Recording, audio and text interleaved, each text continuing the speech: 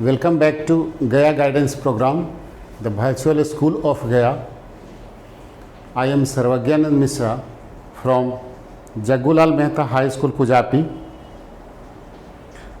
Today we are going to discuss the last lecture of this chapter, Plant Kingdom, the division Angiospermy. Today we will discuss some topics in this chapter. The topics whatever have to be discussed today are these topics: classification of angiosperms, alternation of generations and patterns of life cycle, in which we will see these three types of life cycle.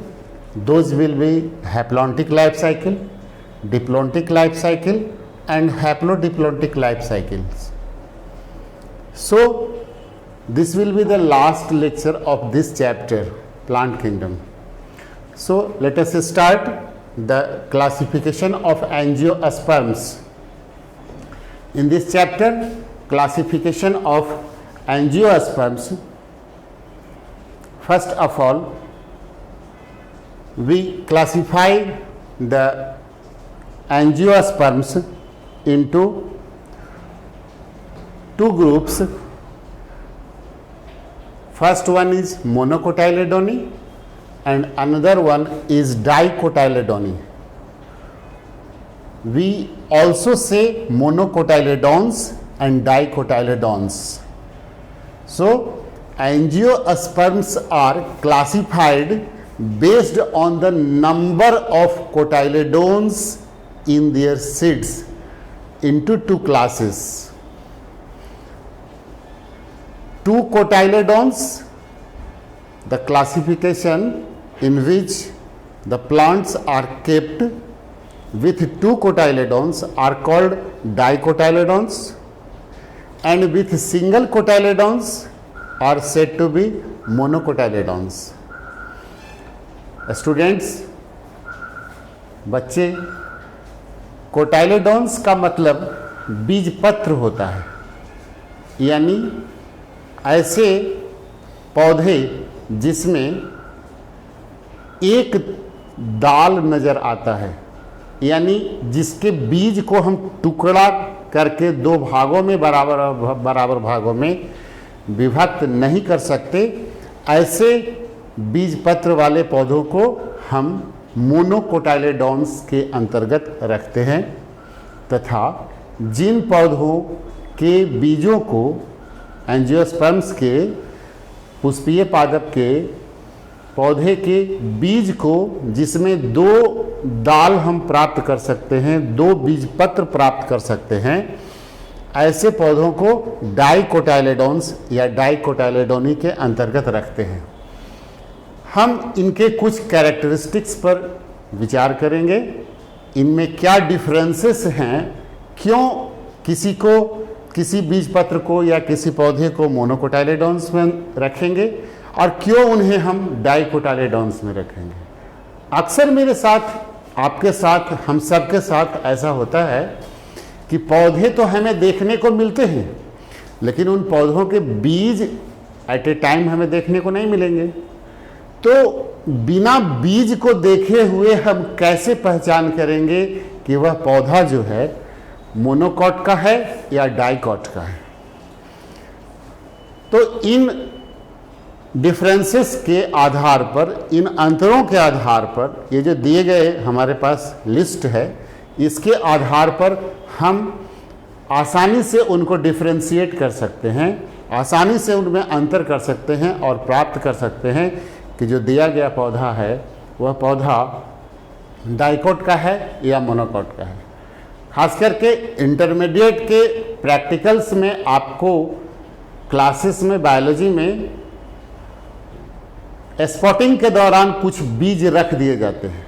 आपके पास समय बहुत कम होता है, 1 minute के अंदर 5 minute का समय होता है, 5 स्पॉटिंग का प्लेस होता है। सभी स्पॉटिंग प्लेस पर आपको जाकर के उसके कैरेक्टरिस्टिक्स को लिखना होता है, उसको पहचान करना होता है, जो सीड या जो स्पेसिमेन दिया गया है उसको पहचान करना पड़ता है, उसके बारे में कुछ लिखना पड़ता है। तो हम कैसे पहचानेंगे, चलिए हम लोग देखते हैं। सबसे पहले प्लांट्स में होता क्या है। प्लांट्स में रूट होता है, स्टेम होता है, लीफ होता है, फ्लावर होता है, फिर उसमें सीड लगता है। तो जब हम किसी भी प्लांट्स में मोनोकॉट या डाइकोट को डिफरेंशिएट करते हैं तो ये सबसे पहले देखते हैं कि उसमें रूट सिस्टम क्या है। तो जो मोनोकॉट है, जो मोनोकोटाइलेडोनी है, इसके अंतर्गत जो प्लांट्स होंगे उन प्लांट में फाइब्रस रूट सिस्टम होता है। फाइब्रस रूट सिस्टम कहने का मतलब कि रूट ऐसा होगा, यहाँ क्लियर नहीं आया है, रूट ऐसा होगा जो इस तरह का नहीं होगा। इसमें क्या है, एक मोटा रूट निकला है, उसमें और दूसरे रूट निकले हैं, दूसरे में तीसरे रूट निकले। यहाँ ऐसा रूट सिस्टम नहीं होगा, एक साथ ढेर सारे झब्बेदार के रूप में ढेर सारे झबरेदार रूट होंगे, जिसे हम फाइब्रस रूट की संज्ञा देते हैं। तो फाइब्रस रूट होगा या एडवेंटिसस रूट के भी नाम से हम जानते हैं। लेकिन डाइकोटाइलेडोनस में टैप रूट सिस्टम होता है, जिसके अंतर्गत बेटा जो टैप रूट सिस्टम होगा उसमें एक मेन रूट निकलेगा जिसको हम प्राइमरी रूट कहते हैं, और प्राइमरी में फिर सेकेंडरी रूट निकलेगा, सेकेंडरी में फिर जो रूट निकलेगा उसको टर्शियरी रूट कहेंगे। तो प्राइमरी रूट, सेकेंडरी रूट और टर्शियरी रूट, ये टैप रूट सिस्टम है। तो सबसे पहला अंतर ये है बेटा कि मोनोकॉट में फाइब्रस रूट या एडवेंटिसस रूट होता है, जबकि डाइकॉट में टैप रूट सिस्टम होता है। अब इसमें जो लीव्स होंगे, लीव्स में सीथिंग लीफ बेस होगा। सीथिंग लीफ बेस कहने का मतलब आप इसमें देख सकते हो कि ये जो लीफ है, ये लीफ ऊपर से एक कवर लगाए हुए है, स्टेम में एक कवर लगाए हुए है, ठीक है। तो ये जो लीफ बेस ऐसा होता है, इसको हम लोग सीथिंग लीफ बेस कहते हैं, ठीक है, जो मोनोकॉट में पाया जाता है।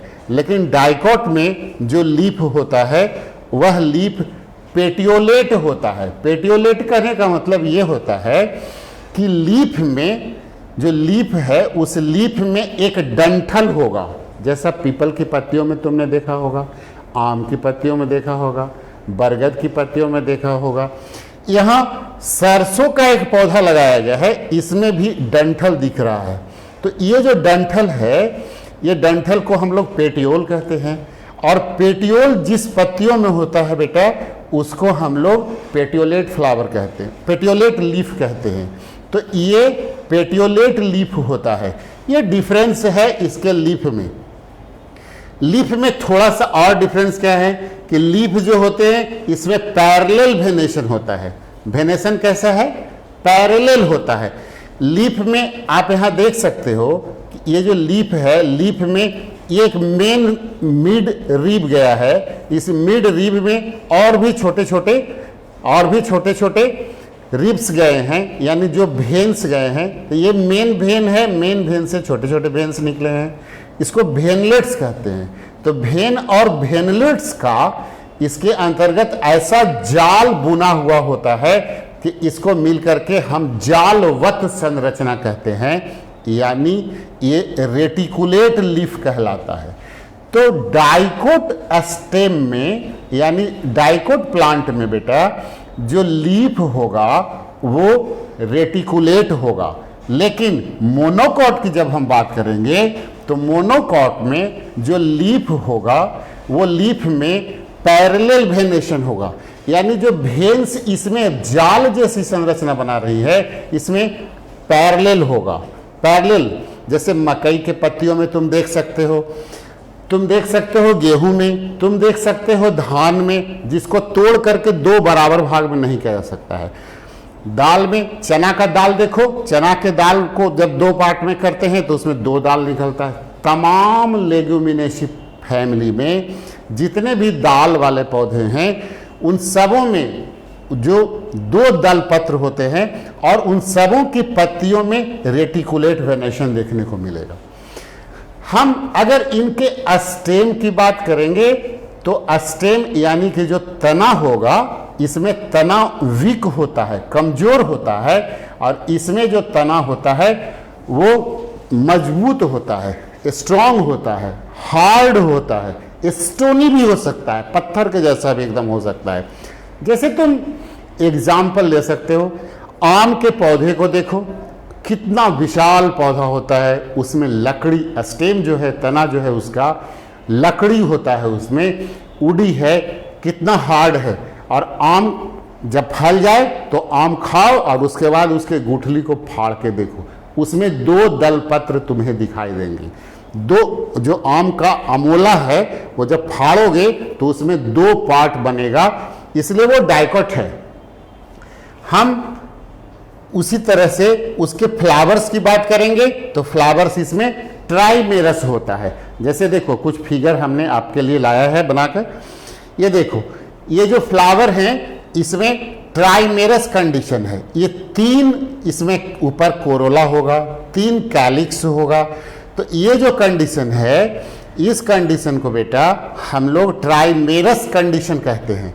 जबकि हम जब इसमें देखेंगे, डाइकोट में देखेंगे, तो डाइकोट में ये पेंटामेरस कंडीशन होता है और रेयरली टेट्रामेरस। पेंटामेरस कहने का मतलब कि इसमें जो कैलिक्स और कोरोला है ये 5 होगा।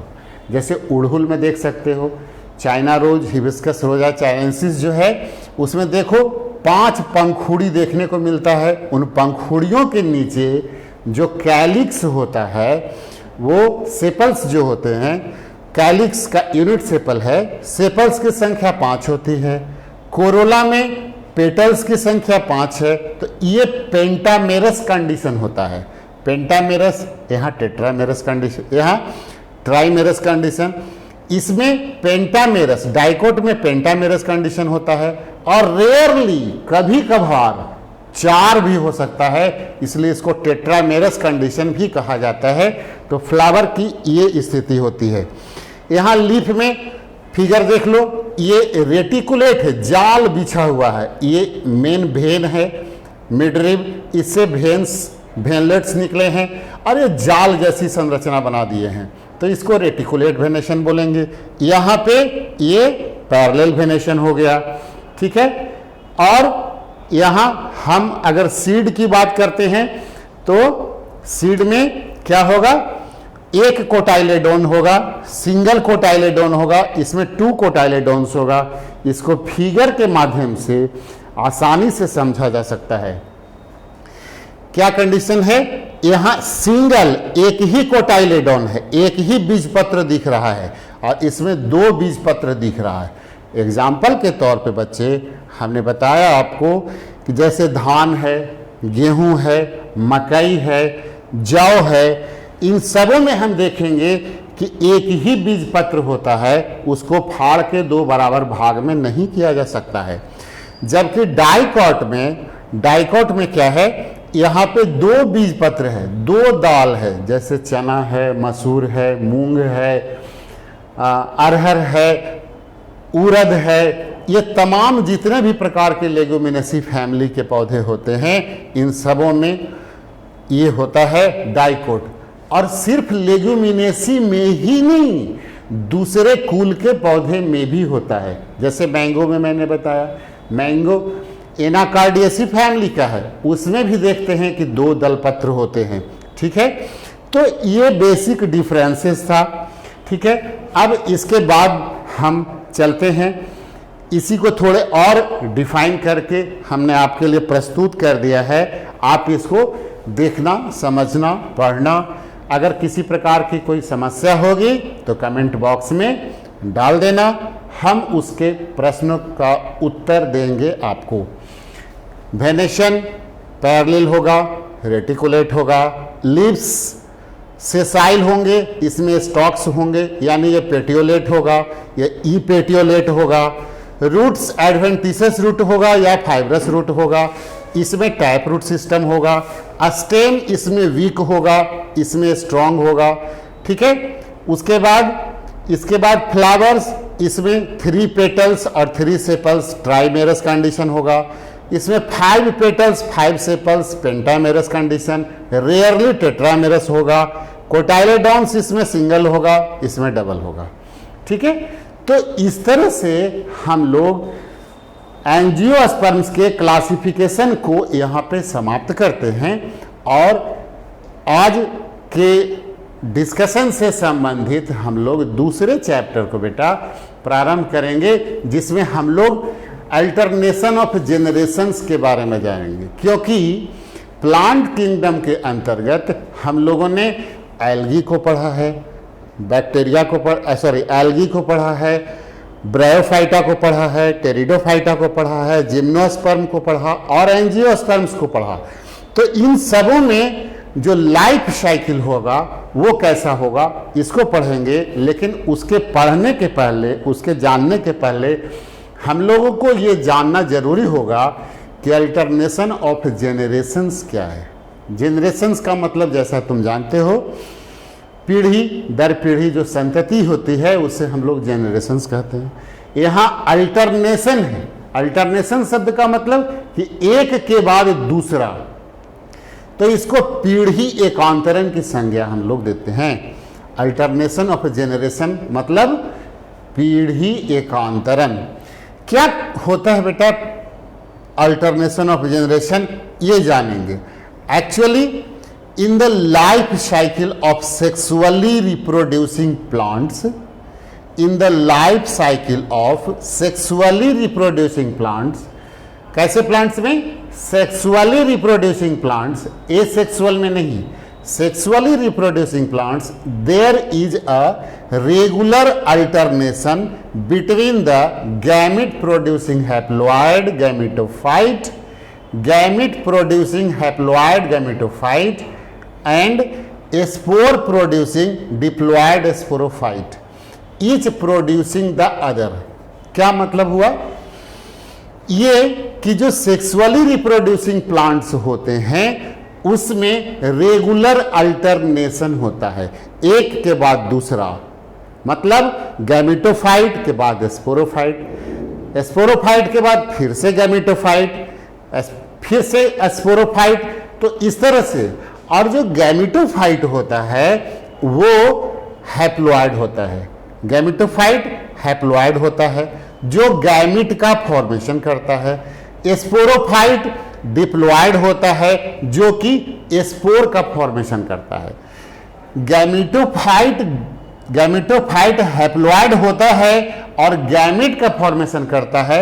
इसमें दोनों गैमेटोफाइट और गैमेट दोनों हैप्लॉइड होते हैं, जबकि स्पोर प्रोड्यूसिंग डिप्लॉइड स्पोरोफाइट जो होते हैं वो 2n यानी कि डिप्लॉइड होता है, जबकि ये फॉर्मेशन स्पोर का करता है जो कि हैप्लॉइड होता है।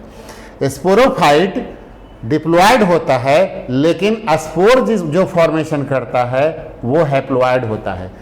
अब स्पोर हैप्लॉइड है और स्पोरोफाइट डिप्लॉइड है, तो हम ये कहेंगे कि स्पोरोफाइट जो डिप्लॉइड है जिससे स्पोर का फॉर्मेशन होता है वो कैसे होगा? मियोसिस के द्वारा होता है। अर्धसूत्री कोशिका विभाजन के द्वारा स्पोरोफाइट में अर्धसूत्री कोशिका विभाजन के फलस्वरूप स्पोर का फॉर्मेशन होता है, जबकि गैमेटोफाइट में जो कि खुद हैप्लॉइड है, गैमेटोफाइट में माइटोसिस क्रियाविधि द्वारा, माइटोसिस कोशिका विभाजन द्वारा गैमेट का फॉर्मेशन होता है। द प्लांट बॉडी और dominant phase in the life cycle may be gametophyte as in algae. हम लोगों ने पढ़ा था बाबू कि प्लांट बॉडी जो एल्गी में होता है वो गैमेटोफाइट होता है। एल्गी का प्लांट बॉडी गैमेटोफाइट होता है, यानी हैप्लॉइड प्लांट बॉडी होता है। मात्र कुछ समय के लिए, एकदम अल्प समय के लिए उसमें डिप्लॉइड कंडीशन आता है, जब दो गैमेट मिलके जाइगोट बनाते हैं और वो जाइगोट डिप्लॉइड होता है। लेकिन जाइगोट में जर्मिनेशन नहीं होता है। जाइगोट में फिर से जर्मिनेशन होकर के स्पोरोफिटिक प्लांट बॉडी नहीं बनता है, सिर्फ और सिर्फ जाइगोट में डिवीजन हो जाता है और डिवीजन हो करके फिर से वहीं से गैमेटोफिटिक का फॉर्मेशन शुरू हो जाता है। तो ये एल्गी में होता है और ब्रायोफाइट्स में भी होता है। ब्रायोफाइट्स में दोनों कंडीशन हैं, कुछ थैलोइड स्ट्रक्चर है, कुछ इरेक्ट हैं, जैसे रिक्सिया मार्केंसिया, ये थैलोइड स्ट्रक्चर है। इरेक्ट जैसे ब्राइडी है या जो आपका मॉस है, उन सबों में तो ये गैमेटोफिटिक कंडीशन होता है जो डोमिनेंट है। और स्पोरोफिटिक कंडीशन हो सकता है sporophyte as in pteridophyte, gymnosperm and angiosperm. Pteridophyte में, जिम्नोस्पर्म में और एंजियोस्पर्म में जो स्पोरोफाइट है बेटा, वो डोमिनेंट फेज है, यानी ज्यादा समय के लिए उसमें स्पोरोफाइट रहने वाला है, कम समय के लिए गैमेटोफाइट रहने वाला है। The haploid gametophyte produces gamete. Haploid gametophyte produces gamete by mitosis. The fusion of gametes results into the formation of diploid zygote. ये बात मैंने बताया था आपको कि जो हैप्लॉइड गैमेटोफाइट है वो माइटोसिस के द्वारा गैमेट का फॉर्मेशन करता है और फिर गैमेट फ्यूजन करके क्या बनाते हैं, गैमेट फ्यूजन करके जाइगोट बनाते हैं। तो एल्गी के केसेस में यही जाइगोट स्पोरोफाइटिक कंडीशन थोड़े समय के लिए होता है और फिर जाइगोट में स्पोरोफाइट नहीं बनता है, जाइगोट में यहीं पर फिर मियोसिस हो जाता है और मियोसिस होने के बाद यहाँ से स्पोर बन जाता है और वही स्पोर्स फिर से जाइगोट है, जाइगोट में डिवीजन होगा और जाइगोट में डिवीजन होने के बाद फिर से वो गैमेटोफाइट बना लेते हैं जो कि डोमिनेंट फेज होता है। द जाइगोट में undergo meiosis to form haploid spores. Zygote में undergo meiosis to form haploid spores. ये तो एल्गी की बात हुई कि एल्गी में जाइगोट जो है वो गैमेटोफाइट फिर से बना देता है माइटोसिस के द्वारा, मियोसिस के द्वारा। लेकिन दूसरे सेल्स में दूसरे ऑर्गेनिज्म में जैसे टेरिडोफाइट है या जिम्नोस्पर्म है या एंजियोस्पर्म है, वहाँ जाइगोट मियोसिस में जाता है और मियोसिस में जाने के बाद वो उसमें हैप्लॉइड स्पोर्स का फॉर्मेशन करता है। कैसे होगा, जाइगोट 2n है, डिप्लॉइड है, तो ये डिप्लॉइड जाइगोट इसमें मियोसिस होगा तो हैप्लॉइड बनेगा, हैप्लॉइड स्पोर्स बनेंगे और ये हैप्लॉइड स्पोर्स आइदर इट में form an elaborate sporophyte involving mitotic divisions. इसमें माइटोसिस होगा तो माइटोसिस हो करके ये स्पोरोफाइट बनाएंगे, स्पोर से स्पोरोफाइट बन गया माइटोटिक डिवीजन के फलस्वरूप। लेटर बाद में haploid spores are formed following meiosis in the spore mother cells. बाद में क्या होगा कि जो हैप्लॉइड स्पोर्स बनेंगे वो हैप्लॉइड स्पोर्स मियोसिस के द्वारा बनेंगे, जो स्पोर मदर सेल में स्पोरोफाइट प्लांट बॉडी में स्पोर मदर सेल्स में मियोसिस डिवीजन होगा, जिससे हैप्लॉइड स्पोर्स हैप्लॉइड गैमेट्स बन जाएंगे and the spores germinate and form haploid gametophyte. और इस तरह से जो स्पोर्स होगा वो फिर जर्मिनेट करेगा, जर्मिनेट करके और हैप्लॉइड गैमेटोफाइट बनाएगा। तो इस तरह से अल्टरनेशन ऑफ जनरेशन के बारे में हम लोगों ने जाना। इसमें जो बातें आई हैप्लॉइड, डिप्लॉइड, फिर से हैप्लॉइड, एल्गी के केसेस में सिर्फ गैमेटोफाइट, थोड़े समय के लिए स्पोरोफाइट, ब्रायोफाइट में वही कंडीशन होता है, टेरिडोफाइटा, जिम्नोस्पर्म और एंजियोस्पर्म में ज़्यादा समय के लिए स्पोरोफाइट रहने वाला है। तो इसके आधार पे इनके लाइफ साइकिल को बेटा 3 ग्रुप में हम लोग बांटते हैं। पैटर्न्स ऑफ लाइफ साइकिल जो इनका है वो 3 major type of life cycle patterns हैं। 3 major types of life cycle patterns हैं, जिसके अंतर्गत हम लोग देख सकते हैं 3 मेजर लाइफ साइकिल पैटर्न कौन से हैं। हैप्लॉन्टिक लाइफ साइकिल है, डिप्लॉन्टिक लाइफ साइकिल है और हैप्लोडिप्लॉन्टिक लाइफ साइकिल है। कहने का मतलब ये होता है बेटा कि हैप्लॉन्टिक लाइफ साइकिल में जो हैप्लॉन्टिक लाइफ साइकिल में जो प्लांट बॉडी होगा वो प्लांट बॉडी में ज़्यादा समय के लिए क्या रहने वाला है, ज़्यादा समय के लिए उसमें हैप्लॉइड सेल रहने वाला है, यानी एन रहने वाला है, यानी गैमेटोफाइट रहने वाला है। ज़्यादा समय के लिए उसमें गैमेटोफाइट रहने वाला है। ठीक है, तो ज़्यादा समय कहने का मतलब अगर एक प्लांट का लाइफ साइकिल 20 दिनों का है तो 20 दिनों के 20 डेज के लाइफ साइकिल में अगर उसमें 13 डेज जो रहेगा, जैसे 13 डेज अगर गैमेटोफाइट रहता है तो इसको हम लोग हैप्लॉन्टिक लाइफ साइकिल कहेंगे। और अगर प्लांट बॉडी में ज़्यादा समय के लिए स्पोरोफाइट रहने वाला है जो कि डिप्लॉयड होता है, स्पोरोफाइट रहने वाला है जो कि डिप्लॉयड होता है, तो इसको हम लोग डिप्लॉन्टिक लाइफ साइकिल कहेंगे। जैसे 20 दिन में अगर मान लो इसमें 14 दिन या 15 दिन या 13 दिन कुछ भी ऐसा अगर रहने वाला है, ज़्यादा समय तक स्पोरोफाइट रहने वाला है, डिप्लॉयड स्ट्रक्चर रहने वाला है, तो इसको हम लोग डिप्लॉन्टिक लाइफ साइकिल कहेंगे। और जो तीसरा है वो है हैप्लोडिप्लॉन्टिक लाइफ साइकिल। इसमें क्या होता है हैप्लोडिप्लॉन्टिक लाइफ साइकिल में कि इसमें गैमेटोफाइट और स्पोरोफाइट इक्वल वेटेज का होता है, यानी न तो गैमेटोफाइट डोमिनेंट होगा न तो स्पोरोफाइट डोमिनेंट होगा। यूं कहें कि गैमेटोफाइट भी डोमिनेंट होगा, स्पोरोफाइट भी डोमिनेंट होगा, दोनों इंडिपेंडेंट है, दोनों के दोनों इंडिपेंडेंट है, कोई किसी के ऊपर आश्रित नहीं है, किसी के ऊपर कोई डिपेंडेंट नहीं है।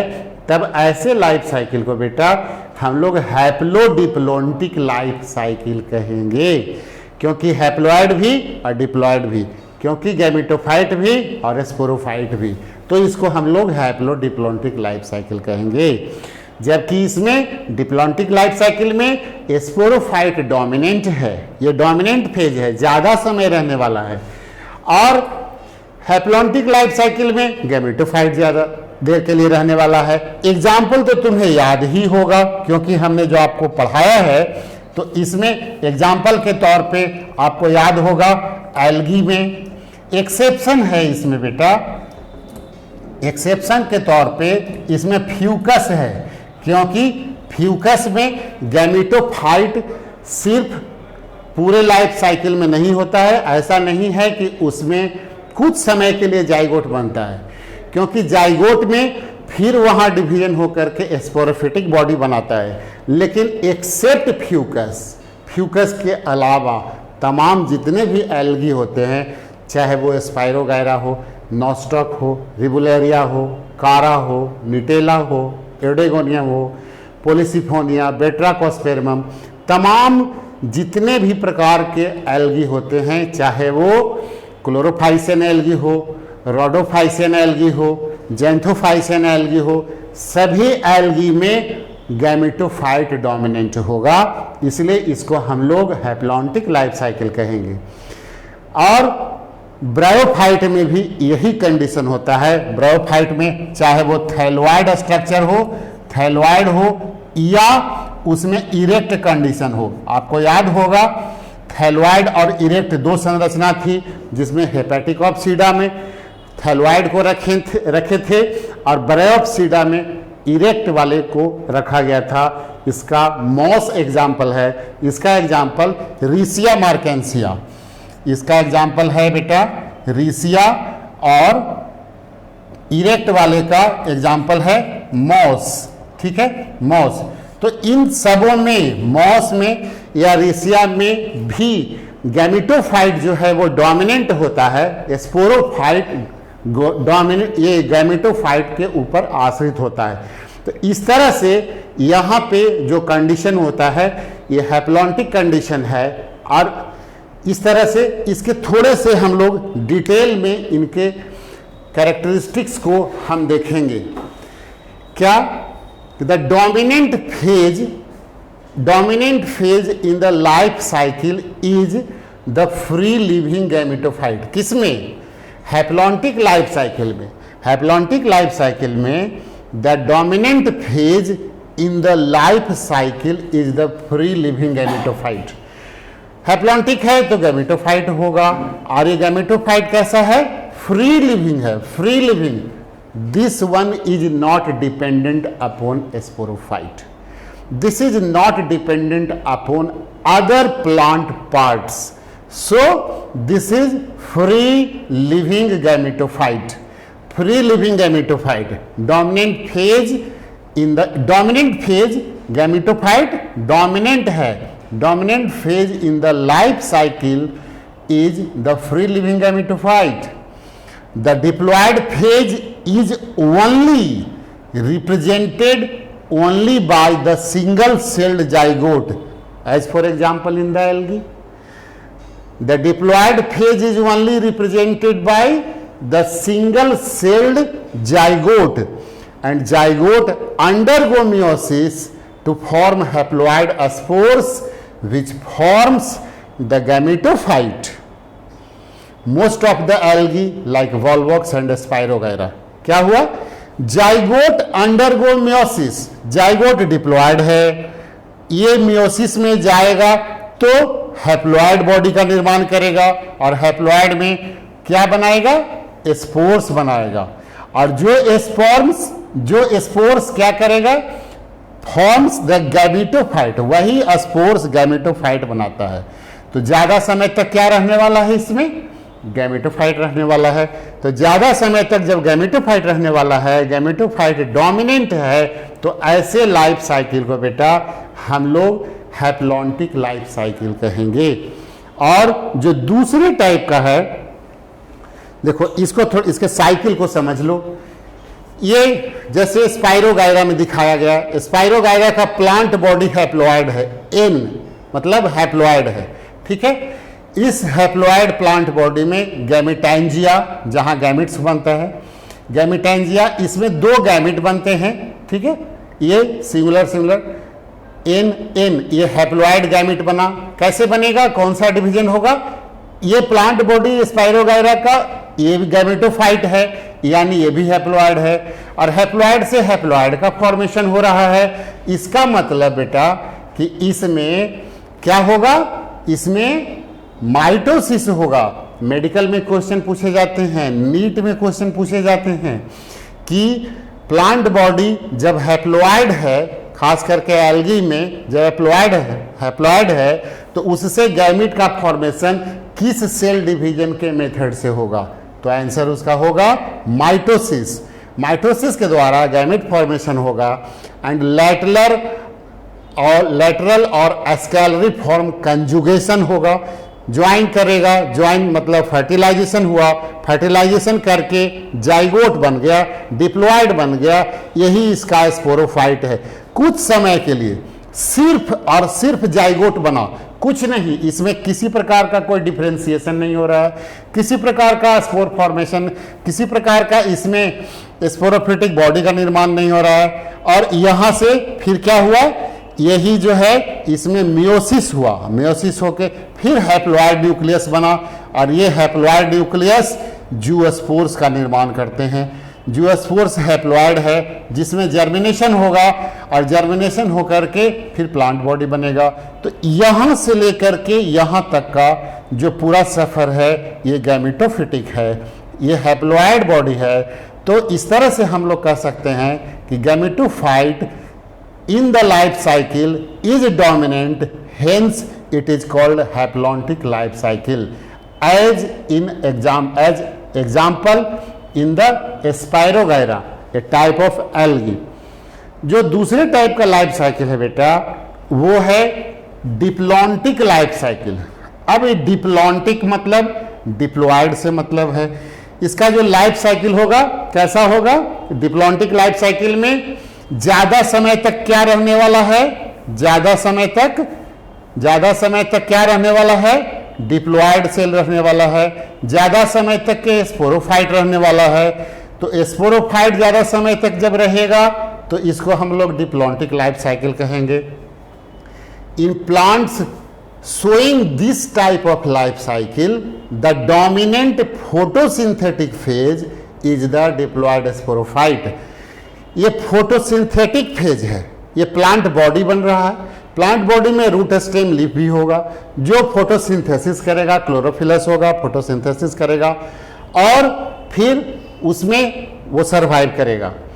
The haploid phase is represented by a short-lived, कम समय के लिए रहने वाला है, lived and one or few celled gametophyte, कुछ सेल का गैमेटोफाइट है। all gymnosperms and all angiosperms and algae like fucus। मैंने अभी बताया था आपको कि एक्सेप्शनल एल्गी जो है, जिसमें एग्जाम्पल है उसका फ्यूकस, जिसमें क्या होता है कि स्पोरोफाइट ज्यादा समय के लिए रहता है। बाद बाकी सभी एल्गी में स्पोरोफाइट सिर्फ जाइगोटिक फेज तक होता है। तो यही कंडीशन है इसमें। आप देख सकते हो यहाँ कि जो स्पोरोफाइट है डिप्लॉयड है, इसमें मियोसिस होगा। एक सेल से 4 सेल बनेंगे। 4 सेल में नंबर ऑफ क्रोमोसोम्स हाफ होगा। ये इसमें जर्मिनेशन होगा, सॉरी ये गैमेट बन गया, इसमें गैमेट में से गैमेटोफाइट बनेगा और गैमेटोफाइट फिर क्या करेगा? गैमेटोजेनेसिस होगा। गैमेटोजेनेसिस के फलस्वरूप इस स्पोरोफाइट से मियोसिस हुआ, मियोसिस होके स्पोर्स बना। स्पोर्स में फिर से यहाँ सीन गैमी हुआ, यानी फर्टिलाइजेशन का प्रोसेस हुआ। फर्टिलाइजेशन के बाद ये जाइगोट बन गया, डिप्लॉयड बॉडी। अब इसमें जर्मिनेशन वगैरह होकर के पूरा स्पोरोफाइट बनेगा। ये ज़्यादा समय तक इसमें बेटा स्पोरोफाइट रहने वाला है, इसलिए हम लोग इस टाइप के लाइफ साइकिल को डिप्लॉन्टिक लाइफ साइकिल कहते हैं। अगर आपको किसी प्रकार की परेशानी होगी तो सर आपके लिए हमेशा अवेलेबल हैं। आप कमेंट बॉक्स में अपने क्वेश्चन को, अपने किसी भी प्रकार के जो आपका प्रॉब्लम होगा उसको आप डाल देना, हम आपको आगे इसमें डिस्कस करके बता देंगे। जो तीसरे टाइप का लाइफ साइकिल है बेटा, वो है हैप्लोडिप्लॉन्टिक लाइफ साइकिल। मैंने बताया था आपको कि haplodiplontic life cycle equal weightage है इसमें, haploid as well as diploid. दोनों हैप्लॉयड भी है, डिप्लॉयड भी है। या तो दोनों डोमिनेंट है या तो दोनों में कोई भी डोमिनेंट नहीं है। Both the sporophytic and gametophytic, मतलब both the diploid and haploid phase are multi cellular and the dominant phase in the life cycle may be a gametophyte और स्पोरोफाइट। डोमिनेंट फेज क्या होगा? या तो गैमेटोफाइट होगा या तो स्पोरोफाइट होगा, या तो हैप्लॉयड होगा या तो डिप्लॉयड होगा, या तो हैप्लॉन्टिक होगा या तो डिप्लॉन्टिक होगा, लेकिन दोनों इक्वल वेट का होगा। In bryophytes the dominant and the independent phase, bryophyte में dominant and the independent phase, जो इंडिपेंडेंट है, स्वतंत्र है, इज द थैलोइड और इरेक्ट गैमेटोफाइट। थैलोइड और इरेक्ट दो प्रकार के कंडीशन है। थैलोइड जैसे रिक्सिया में, इरेक्ट जैसे आपका जैसे आपका मॉस में, ब्राइडी में, वहां पे इरेक्ट है। तो गैमेटोफाइट होगा वो डोमिनेंट होगा, इंडिपेंडेंट होगा, किसी पे आश्रित नहीं है, उसके ऊपर दूसरा फेज आश्रित है। And it alternates with relative short lived multicellular sporophyte and it alternates with relative short lived multicellular, छोटे समय के लिए, कम समय के लिए रहने वाला मल्टीसेलुलर स्पोरोफाइट बहुकोशिकीय जो स्पोरोफाइट है उसके वो उससे अल्टरनेट हो जाता है, बदल जाता है, which is dependent on the gametophyte and that sporophyte is dependent upon gametophyte. लेकिन इन टेरिडोफाइट के केस में क्या होगा? The dominant phase is represented by the independent sporophytic plant body. इसमें जो प्लांट बॉडी है वो स्पोरोफिटिक है, वो डिप्लॉयड है। टेरिडोफाइट में जो डोमिनेंट फेज है वो किसके द्वारा रिप्रेजेंट होता है? Independent sporophytic plant body. Independent sporophytic plant body. Plant body कैसा है? स्पोरोफिटिक है यानी डिप्लॉयड है और इंडिपेंडेंट है। It alternates with the short lived inconspicuous, अदृश्य टाइप का, बहुत कम समय के लिए, अल्प समय के लिए, multicellular, autotrophic and independent gametophyte. ये भी मतलब न दिखने जैसी संरचना है। ऑटोट्रॉफिक स्वपोषी स्वतंत्र गैमेटोफाइट, इसके द्वारा ये अल्टरनेट होता है। तो दोनों एक दूसरे से अल्टरनेट हो रहे हैं। Sporophyte alternates to gametophyte and gametophyte alternates to sporophyte. Example bryophytes, pteridophytes and some algae like ectocarpus, polysiphonia and sea kelps. ऐसे कुछ एग्जाम्पल्स हैं जिसमें हैप्लोडिप्लॉन्टिक लाइफ साइकिल होते हैं। ये स्कीमेटिक जो डायग्राम है, इस स्कीमेटिक डायग्राम के माध्यम से हम लोग हैप्लोडिप्लॉन्टिक लाइफ साइकिल को आसानी से समझ सकते हैं। इसमें बेटा इक्वल वेट का है दोनों। आप जरा सा इस पर गौर करोगे तो आपको नजर आएगा। क्या है? मल्टी सेलुलर गैमेटोफाइट 1n, मतलब ये कैसा है? कैसा है ये? हैप्लॉयड है। क्या है?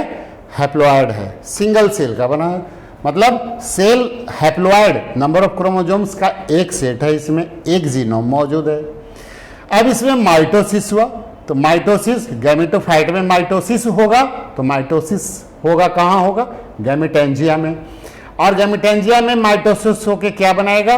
गैमेट्स बनाएगा। फिर वो जो गैमेट्स होंगे उस गैमेट्स में सिनगैमी यानी फर्टिलाइजेशन, सिनगैमी गैमेट का जुड़ना, मिलना, मिलाव होना, जाइगोट बना, 2n हो गया। यहाँ से डिप्लॉयड शुरू हो गया। कहानी डिप्लॉयड की शुरू।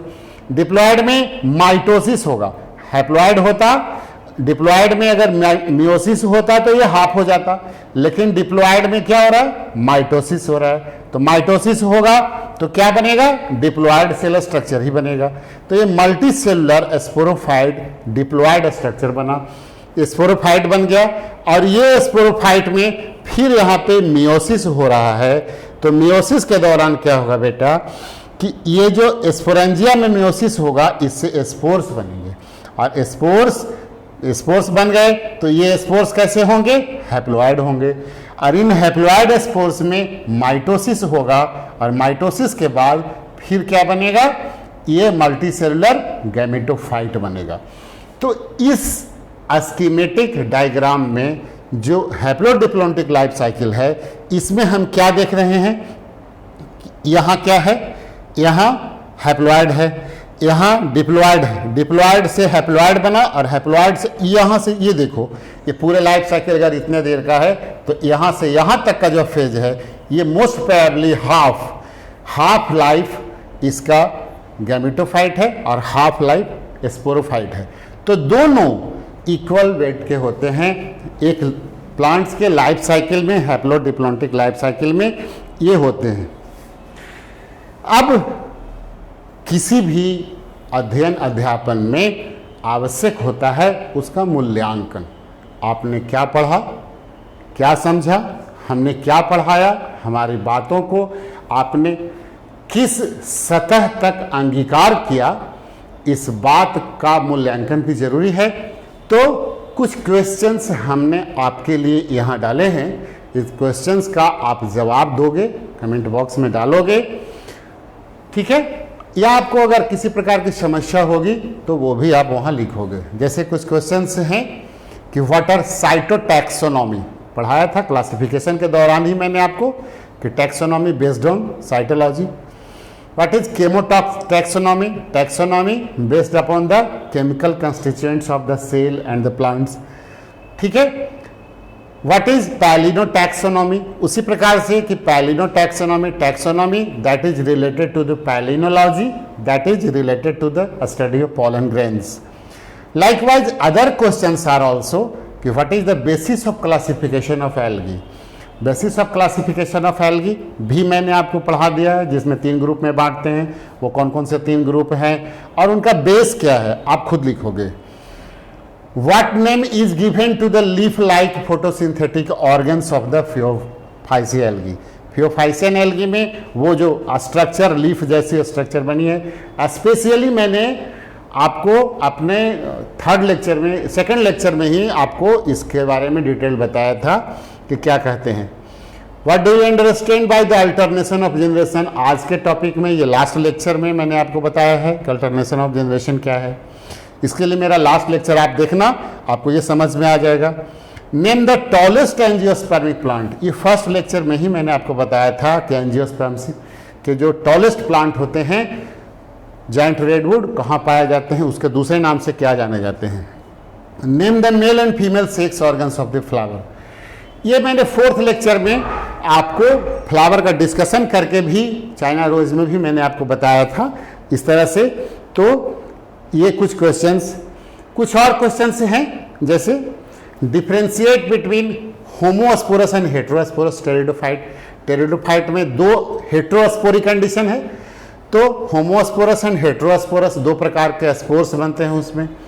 Differentiate between gametophyte of bryophyte and that of pteridophyte. Pteridophyte और ब्रायोफाइट के दोनों के गैमेटोफाइट में क्या डिफरेंस है। Fern prothallus is monoecious, justify करना है कि फर्न जो है टेरिडोफाइट का जो प्रोथैलस है वो मोनोसियस है, यानी द्विलिंगी है, यानी हर्माफ्रोडाइट है, यानी दोनों सेक्स ऑर्गन उसी में उपस्थित है। कैसे? Why is the angiosperm of angiosperms triploid, ये भी आपको मैंने बताया कि एंजियोस्पर्म्स का जो एंडोस्पर्म्स होता है वो ट्रिप्लॉइड कैसे होता है, किस तरह से पोलर न्यूक्लियाई से जो पोलन ग्रेन्स का न्यूक्लियस है जाके वहाँ ज्वाइन हो जाता है, ट्रिप्लॉइड बनता है। डबल फ्यूजन वाला जो प्रोसेस था उसमें आप इसको देखना।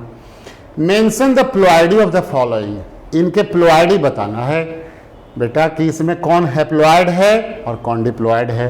जैसे protonemal cells of moss, leaf cell of moss, gemma cell in marchantia, meristem cell of monocot, ovum of a liverwort, zygote of a fern, primary endosperm nucleus in dicot and prothallus cell of a fern. ठीक है, तो इतने सारे प्रश्न जो मैंने आपके लिए दिए हैं ये कहीं ना कहीं आपके लिए इम्पोर्टेंट हैं, आपके लिए मायने रखते हैं। लॉन्ग टाइप के क्वेश्चंस बोर्ड में आते हैं, मेडिकल में नीट में नहीं आएगा, लेकिन ऑब्जेक्टिव क्वेश्चन का जवाब वही बच्चा दे सकता है जो सब्जेक्टिव को डिटेल में पढ़ेगा। इसलिए मेरे बच्चे, विद्यार्थियों, मेरे बेटे, आपसे ये आग्रह है कि आप पूरे लेक्चर को अच्छे से सुनिए, पढ़िए। कहीं आपको कोई प्रॉब्लम हो तो कमेंट बॉक्स में डाल दीजिए, हम आपके प्रश्नों का यथासंभव उत्तर देने का भरसक प्रयास करेंगे। और इन्हीं शुभकामनाओं के साथ मैं ये प्लांट किंगडम का आज टॉपिक समाप्त कर रहा हूँ। नेक्स्ट सेशन में जो नेक्स्ट क्लास मेरा होगा उसमें साइटोलॉजी लेकर के, सेल बायोलॉजी लेकर के हम आपके समक्ष उपस्थित होंगे। तब तक के लिए बहुत बहुत धन्यवाद।